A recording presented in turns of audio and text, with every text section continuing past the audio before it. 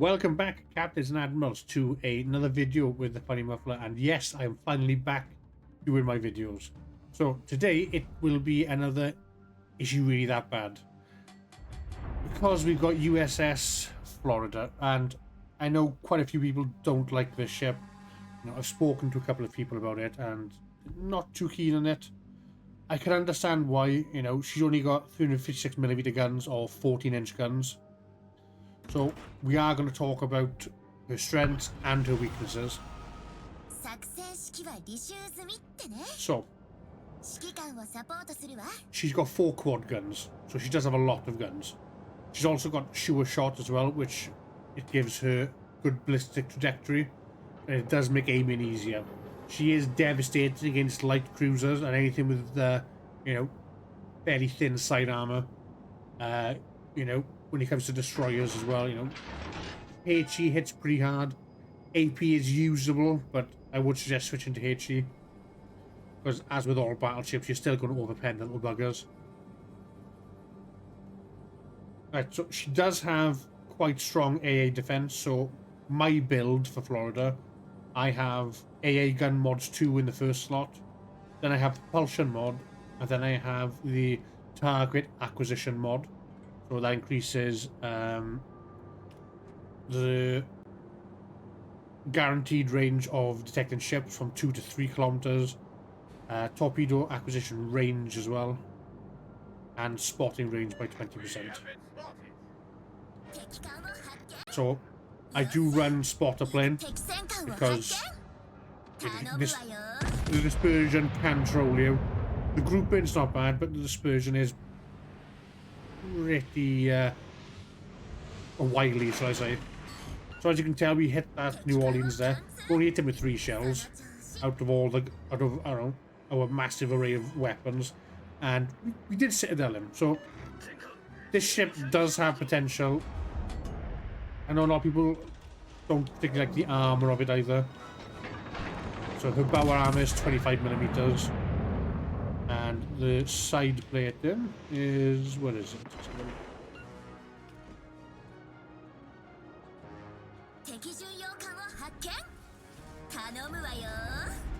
So the armor belt's 213. And then the casemate armor belt is 26, same as the front.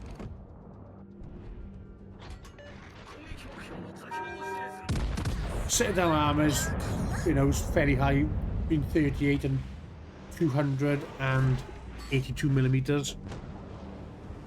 But I think the best way to play this ship is mid-range. At longer range, you know, you've got the potential for the bloom to really, you know, take control of your shots. I am playing with a division mate in this game. I'm playing with, I believe it's Tambo, part of the fleet. Also, the fleet does have 1 space open as well, if anybody is interested. Got a decent hit on that resistance there. So already we're up to 47,000 damage. You know, we've been getting good, consistent damage, and we've been pretty lucky, because what I find most of this ship is you get a lot of shatters. That's what kills me with this ship. It's just the amount of shatters I seem to get. But I will talk with the commander. So I am using Azure Lane, New Jersey. That looks good. Ooh, let him on a sliver. But that's always the way. Just enough health to get away. So I'm running flammable cannoneer, gyrating drill bits, on second thought, and then I've got Don't You Just Love It. Because I'm in a division, I am running Will to Rebuild. If you're playing alone, I would recommend Fight Fire with Fire. She's also got 3 and 2 firepower, which is her base trait. So shells that fly over 10 kilometers get plus 5% damage. It's not a huge damage boost, but it definitely doesn't add up across all of the shots over the battle if you are playing at range. Then I've got Shan Horse as an inspiration, so I get the minus 4% to dispersion. And then I've got Andrew Cunningham, which gives me minus 4.5% because he's only 16.2.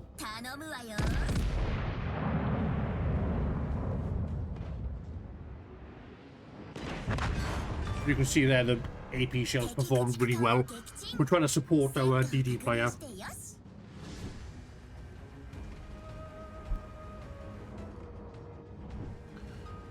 So how I'm playing at the moment is I'm playing further back. I don't want to get too close.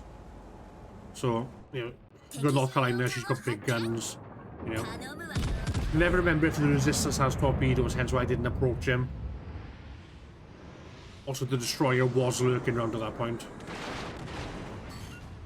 As you can tell, this is where the dispersion starts to troll you a bit. 2 ricochets, 1 pen, and 1 overpen. So battleships aren't the ideal target, but this guy's flat broadside, so you know he is kind of asking for it. It's just we need the ability just to hit him where it hurts. So you can see I'm aiming slightly higher, not at the waterline, just above it.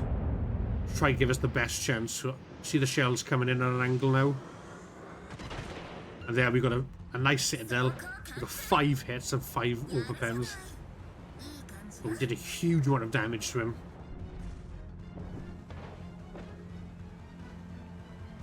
So right now, as we're starting to fall behind because they've got the destroyer advantage, 3 versus 2. Tambo's taking a bit of a beating as well. So what we're going to do, we're going to start playing a bit more aggressive now. We're going to start pushing towards around B to C area. We will be travelling, if you look at the map above B, there's a catapult fighter and a ship just between the 2 islands. That's where we'll roughly be heading.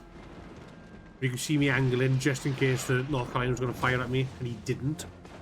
So I was quite surprised with that. You can see me turning back out now to get shots on him. Got to keep an eye on that Dutch cruiser as well, because I don't know about you guys, but those bombing runs have been doing my absolute Sweden. Another citadel there, some fantastic hit. We were lucky because one of their destroyers wasn't playing. So I don't know if he would have had much impact in the game. Who knows? Maybe he would have, maybe he wouldn't have.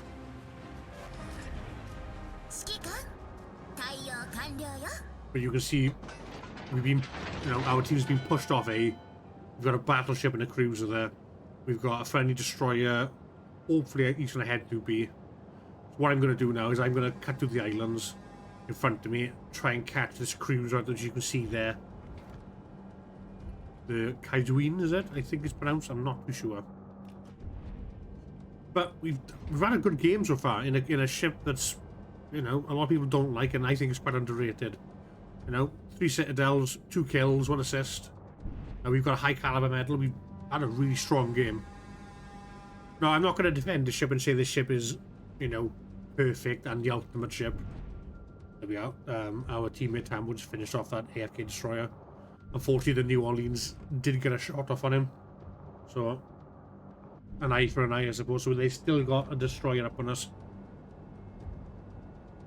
We've got a Warspite. Our friendly battleship in front of us. The Fuso is probably going to die. He does look a bit crispy. He's got a lot of fires on him. So, hoping for a shot of the Warspite. We'll see if we get one. You managed to loop some shells over. Let's see how they do.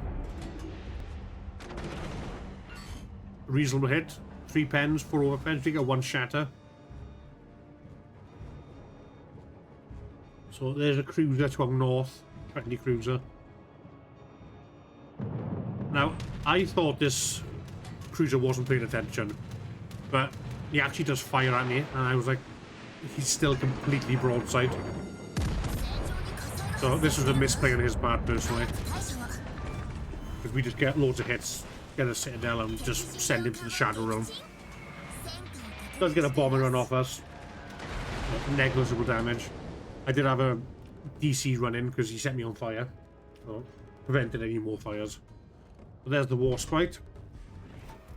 We've got to be careful with the Warspite because it does have bigger guns. It's got, I think, 16-inch 380s. No, not 16, 15-inch. So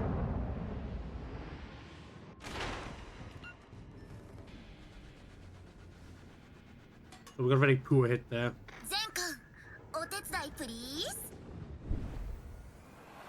And I prematurely switched to HE because I had a feeling the destroyers were going to start pressing me. Luckily, I was right. P61 has asked me to return back, which I'm already in full reverse. The Fubuki's probably more dangerous than that Jervis. See if we can delete him. And he gets completely deleted. No, 6 hits from battleship guns firing HE at you. And they were all good penetrating hits, they weren't over pens. And they weren't shatters. It was a fantastic hit by us. So we're now sat at 140,000 damage. We've got a Confederate and a Dev Strike. So this is where it's going to get a bit shaky for us now. So we know the Jervis is behind the island. We can't read his mind. There's a 50-50 chance of he'll come out in front of us or behind us. If I was him, I'd come out behind me. That's what I would do. So, got our guns loaded, we're waiting. Use the overview camera to check on the Warspite. And luckily in this game, I do predict right. He does come from behind us. Or to outside, I should say.